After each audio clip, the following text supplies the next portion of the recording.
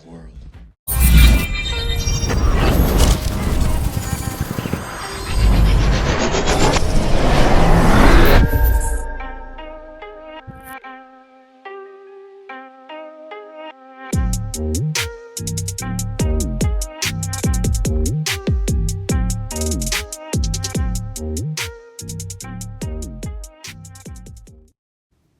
What's good, everyone? This is DJ's Raw and Cut Truth, giving you the raw content that you deservedly need.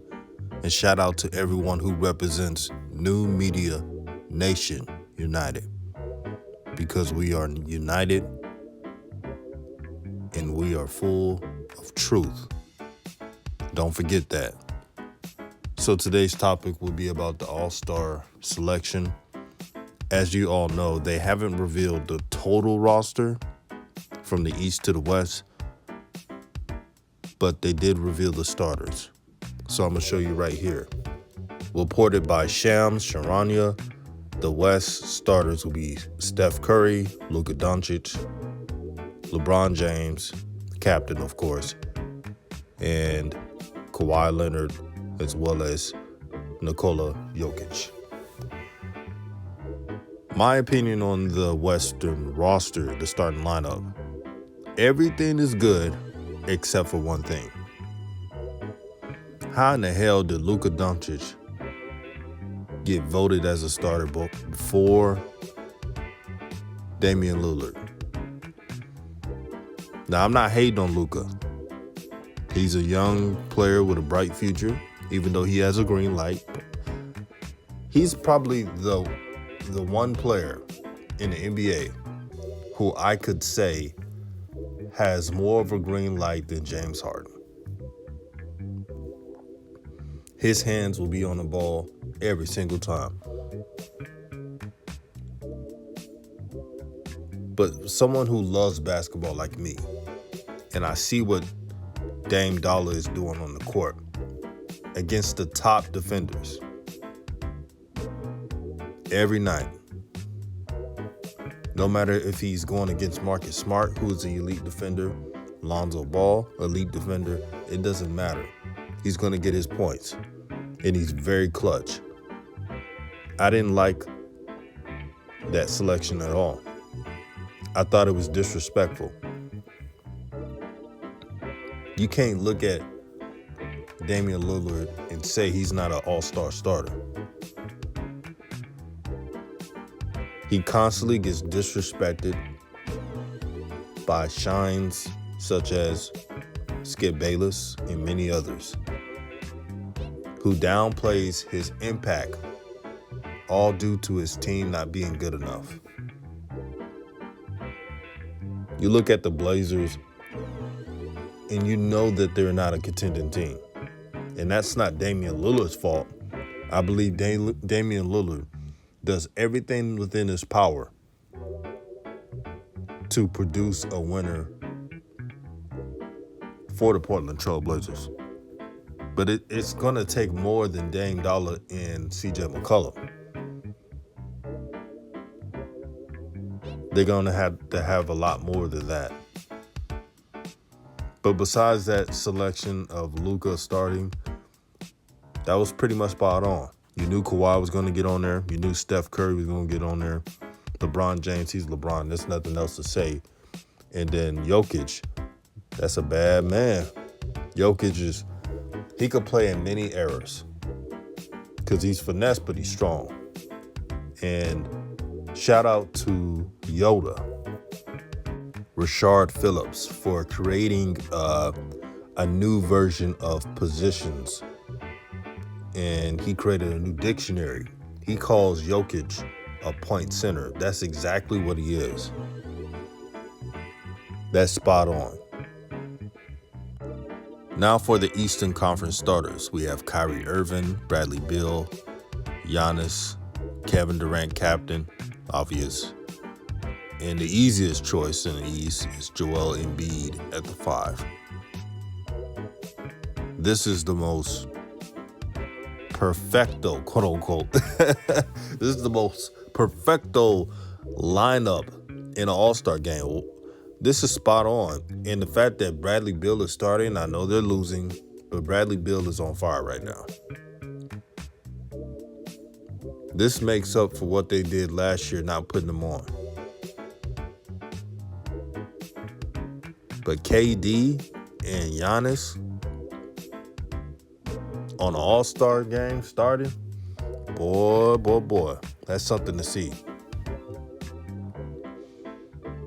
Don't be surprised if the East All-Stars pull this game out. This is a juggernaut lineup. A lot of length, a lot of size, a lot of ball handlers, scores. I feel bad for Luka, man, because he'll have to defend one of these guards. It's going to be barbecue chicken all day. But he'll get his, meaning Luka. He'll get his because he's 6'7" and he's strong. But man, I cannot wait for them to release the starting lineups for both East and West. Now, Bleach Triple Report posted potential reserves. So for the Western Conference, and the denote right there next to AD's name, that means he will not be playing in the All-Star game. So Paul George, Rudy Gobert, Damian Lillard, Mike Conley, Donovan Mitchell, Chris Paul. That's spot on. Now, some folks are saying De'Aaron Fox.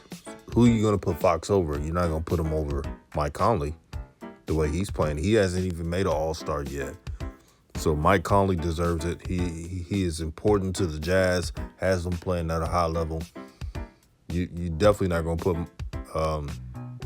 De'Aaron Fox over Donovan Mitchell or Chris Paul and not Damian Lillard. You know that's not happening. Unless somebody opts out or says they don't want to play. Or De'Aaron Fox could be an all-star reserve. Maybe that happens, but we'll see what entails when the full rosters are revealed. Eastern Conference potential backup rosters: Chris Middleton, yes, Julius Randle. And some people may not like the style of play that Julius plays with, but he's putting up good numbers, and he has the Knicks in playoff contention. Now, they probably won't be a contender, but for the Knicks to potentially make the playoffs, that's a big deal. Jason Tatum, Jaylen Brown, that's easy. James Harden. I'm surprised that James Harden's not the starter, but I think KD was trying to be fair to Bradley Beal. That's his guy. And James Harden, he doesn't care if he's an all-star starter or not. You know, he gonna have fun in the ATL anyway. I know the NBA put those restrictions on there, but knowing James Harden, he gonna tear it up. If you know what I mean, he gonna tear the club up. He gonna sneak into a strip club. You know how the A does. Zach LaVine, well-deserved, and Fred VanVleet. If Fred VanVleet does not make it to the All-Star game, man, something's messed up. I better see his name on there. That's all I'm saying. Before I go, I want to talk about last night's game, Nets versus Lakers. It was competitive. And then the Nets, in their explosive offense, had big leads throughout the game. The Lakers showed no quit, especially having AD out. I don't think a lot of people realize that when AD is not playing, their defense looks totally different. AD is one of the best. He's probably the best defender, skill-wise, in the NBA. He covers a lot of ground, especially those on the team who has a lot of missed assignments. He makes up for it. Shout out to Kyle Kuzma. I know I give him a hard time here and there, but he has been playing hard this season. He's been rebounding, defending. Even though he's not a top-notch defender, meaning Kuz, he tries. You can tell he's trying to stay with the Lakers. They also, meaning the Lakers, played without Dennis Schroeder. That hurt. But for the Nets, We can't make excuses for the Lakers because the Nets played without KD. That's a big loss. And the Nets were pretty much saying, okay, we're going to play without KD, but we got a lot of scorers. So they unleashed Joe Harris. Joe Harris was shooting that thing, and Kyrie was dancing all night. And I don't want to hear any Laker fans talking about Caruso should be the starter and all. Cut the crap. Caruso is a role player who plays hard and knows his defining role. That's it. Caruso was getting torched last night, and Kyrie was playing with him.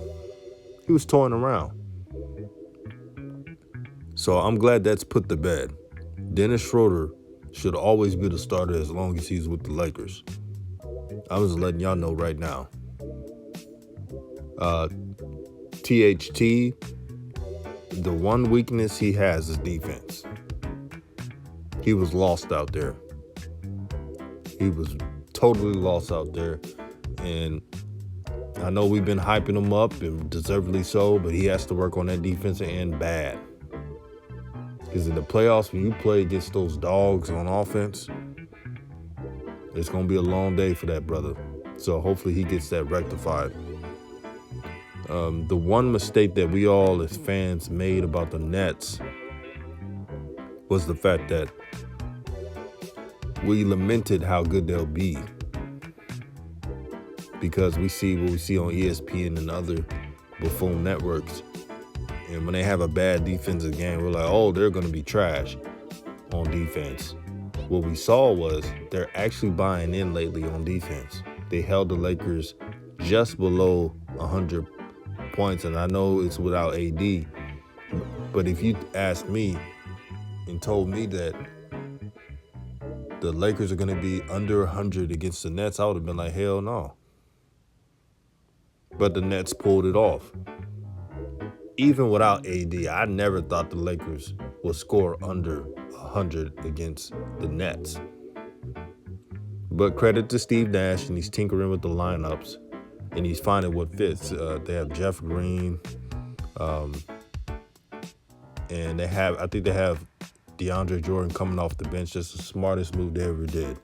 DeAndre Jordan is past his prime. He's really a role player now. But that's not bad at all. But keep a look out for the Nets making another move. I think they're going to get another big man. I don't know who, but I think they're going to get another big man to reassure things. But as for the Lakers, it's a loss, but it's a loss that you should learn from. There should be no panic. Let AD rest as long as he can. You know, those Achilles strains, you got to treat it with kid gloves. You could not play around with that thing. I remember when KD was with the Warriors, and the Warriors are talking about, oh, it's a calf string in this, and KD forced his way to play, causing him to tear his Achilles. We don't want that to happen with AD. Let him rest, and let's see how the Lakers respond. This year, it really doesn't matter who gets the first seed. There's not going to be fans like that. Even if there are fans, it won't be that much, so it wouldn't even make a difference.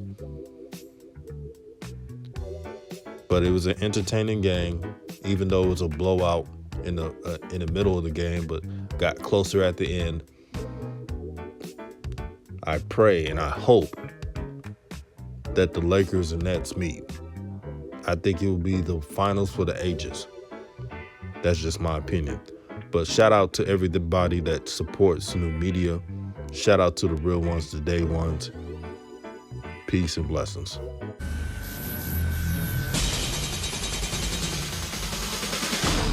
Welcome to the real world.